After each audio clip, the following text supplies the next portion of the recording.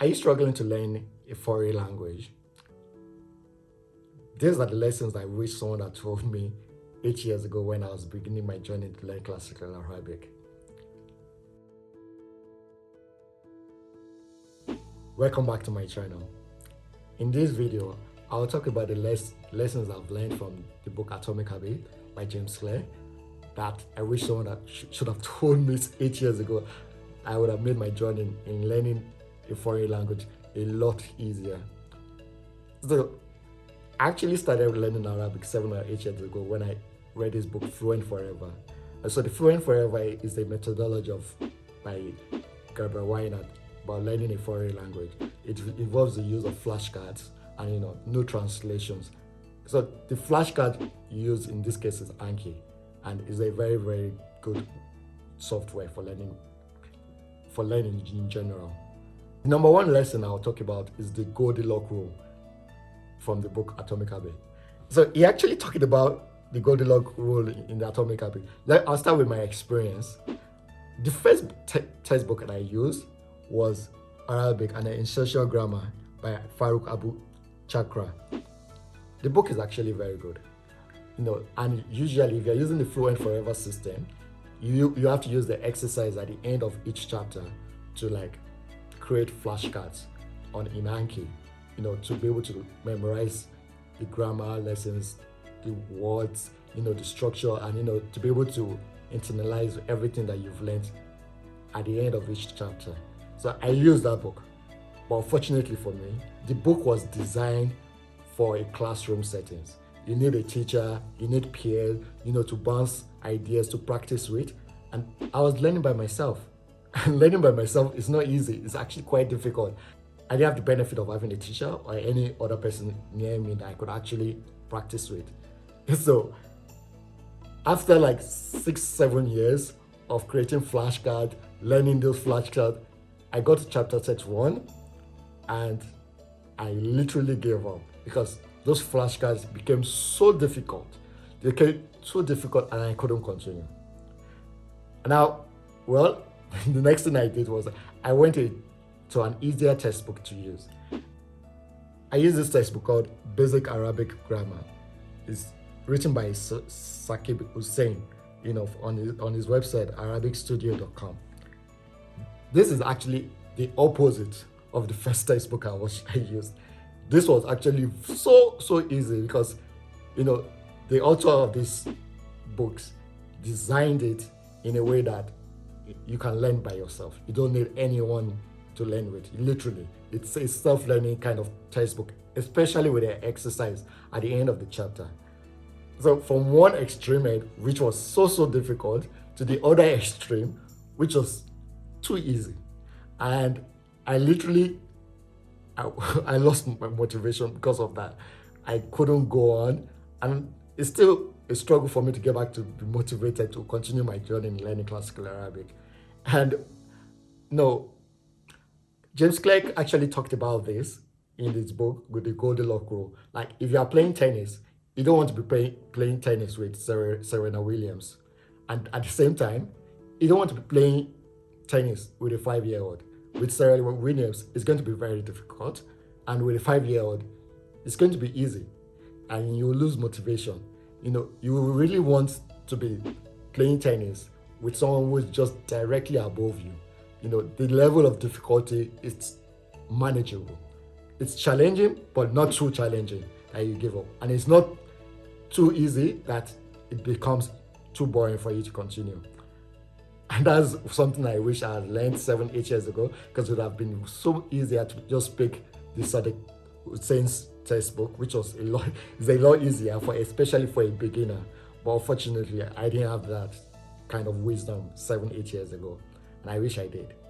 So that's the first concept. That's the first lesson I would advise anyone trying to learn a foreign language is focus on textbooks and exercises that are just slightly ahead of you. They are slightly challenging. They are not too challenging that you give up, and they are not too easy that it becomes very, very, very boring. So that'll be the first lesson. Another lesson from the Atomic Habit is the concept of habit stacking. So habit stacking works like this. You pick an habit that you normally do, and then stack a new habit after that one, that after the normal habit that you normally do. So for example, now if you're learning Arabic or learning French or learning German or whatever, and you're using the Fluent Forever system with Anki flashcards. So like for example, after brushing my teeth, I can pick up my phone and review five flashcards. Or for example, after getting to work and I'm in the office, if I put on my laptop, I'll create 5 new flashcards. So you can be very creative on all the habits that you normally do, and then stack a new habit on top of it. So another lesson from the Atomic Habit book is the invention of the fourth law of behavior chain, which is to make it unsatisfying. And using an accountability partner can make any action that you do not want to do undesirable, and you eventually not do them. So for example, I really wish something like this existed 8 years ago.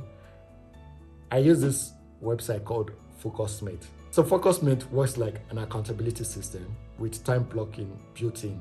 So for every 25, 50, 75-minute session, there's someone else across the globe that will hold me accountable online using this website to actually hold me accountable whether I've achieved my goal. So for example, now if I want to learn French or German, for example, I can start the session by telling the other person online during the session that I'm going to review 50 flashcards by the end of this session. And by the end of the session, the other person will hold me accountable. Did you actually review 50 flashcards? Which is really a game changer in terms of achieving any goal in general, and especially if you want to learn a foreign language. And I really wish something like this existed, because it would have made my journey of learning Arabic so much easier. And I'm actually even using FocusMate right now to film this YouTube video, because I've been procrastinating a lot. And I know if I'm going to be held accountable in the next 30 minutes, I'm most likely going to film this video, which is exactly what I'm doing. And the same thing is very applicable to learn languages, to learn a foreign language. And that's directly from Atomic Habit. You're using an accountability partner. The final lesson is block distraction. So this is the invention of the third law in Atomic Habits, is make it difficult. We live in an age of constant distraction with Instagram, Facebook, TikTok. You need all the time you can get in learning a foreign language, and you obviously need to be much more focused when you're learning the foreign language. In the Atomic Habit, James Clear talked about the commitment device. A commitment device is something that locks you into committing yourself to doing a particular habit. And one of the things about learning a foreign language is you need to block any kind of distraction, especially if you are online. And one of the best tools I use is the app called Freedom.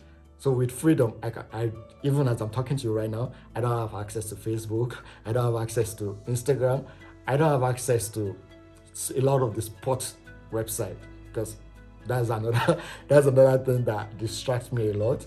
And obviously I can film because I don't have much distraction holding me back. It's also applicable when you're learning a foreign language.